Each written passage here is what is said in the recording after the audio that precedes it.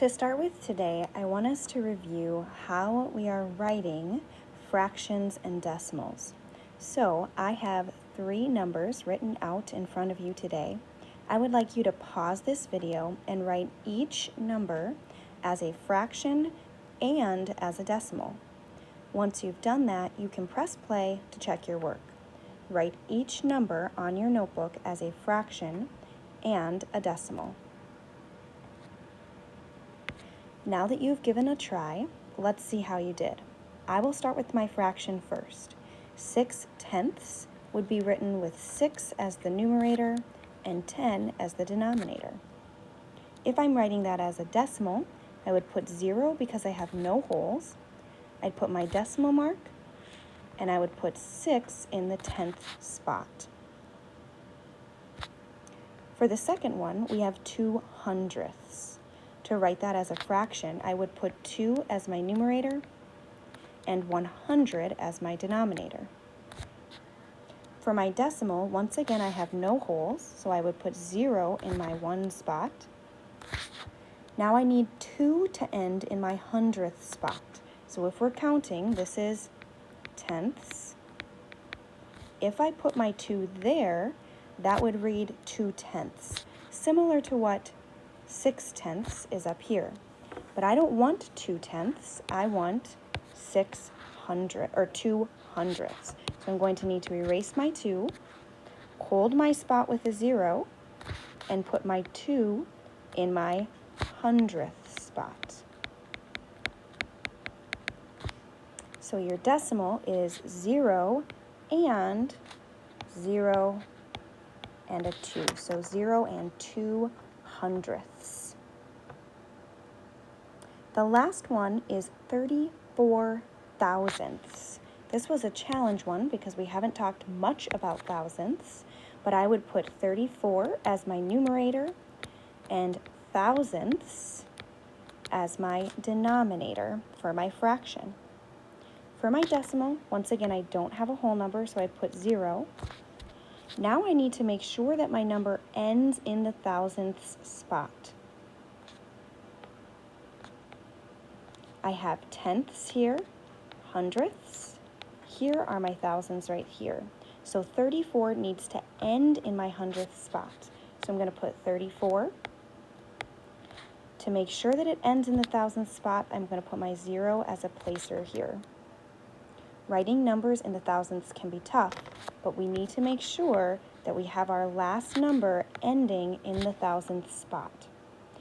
If you got 34 thousandths wrong, I would like you to try this one. 69 thousandths. If you got it right, you can continue listening. If you got it wrong, I want you to pause the video and give it a try. Now that you've given it a try, you should have written 69 thousandths. And then for your decimal, you should have had 0 and 69 thousandths. Making sure the 9 ends in the 3rd place value from the decimal point would be your thousandths. Let's move on to our next thing. I have 4 examples here of fractions that are written out, and this time we are going to practice writing out our decimals. So you'll notice I have some that are just fractions and others that actually have whole numbers here as well. So let's look at 31/100ths. Pause the video and see if you can write out 31/100ths. Then press play. Hopefully you wrote out 0 and 31/100ths. It might be helpful for you at the top of your page to put your decimal point and give yourself some spaces for each of your place values and write out tenths, hundredths, thousandths, and 10,000ths. That's going to help you, That's going to help you make sure that your number is ending on the correct place value. Let's write out together 4/10. So 0 and 4/10. Let's double check. My 10th spot is one place value over. That's where my 4 ends. For 1 and 6/10, we are adding a whole number in front of the decimal. So we're going to put a 1 here, my decimal, and then I want to make sure that my 6/100ths ends in my 100th spot. So that's my second place value. So I'm going to put 1, 2, put my 6 there in the 100th spot, and add a 0 to make sure that I have a place there. When I'm writing this out, it's very helpful for me to write these spaces here. It probably would be helpful for you as well. For this last one, we're working with thousandths again, which is a little bit more of a challenge. We've got 6 in our whole, so 6, and I want to make sure I'm ending in my thousandths place value. So that's 3 place values, 1, 2, 3.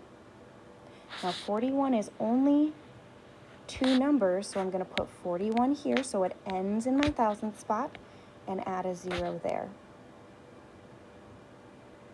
If I had a number that was in the hundredths for my thousandths, so here's another example, like 5 and 347 thousandths. When I'm writing my decimal, because 347 thousandths is 3 digits long, I can write 5 and 347 thousandths. It works out perfectly. My 7 ends in my thousandths place value. Sometimes students ask, well, what about if I have thousandths as my numerator, then I won't be able to fit. But let's kind of look at that. If I have something like 2 and 4,891 thousandths, if I try to write that as a decimal, you're absolutely right. 4,891 is not going to fit in my thousandths. In fact, I would say that as 2 and 4,891 ten thousandths, because that's where I end. I end in the 10 thousandths.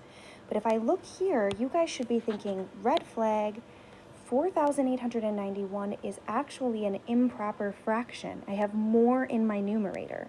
So I would have to use my my skills of how many times does 1,000 go into 4 and make this a true mixed number. So if this was going to be changed, I would say, well, 1 goes into 4,000 4 times. So I'm going to add 4 to my whole number. So that would be 6 now.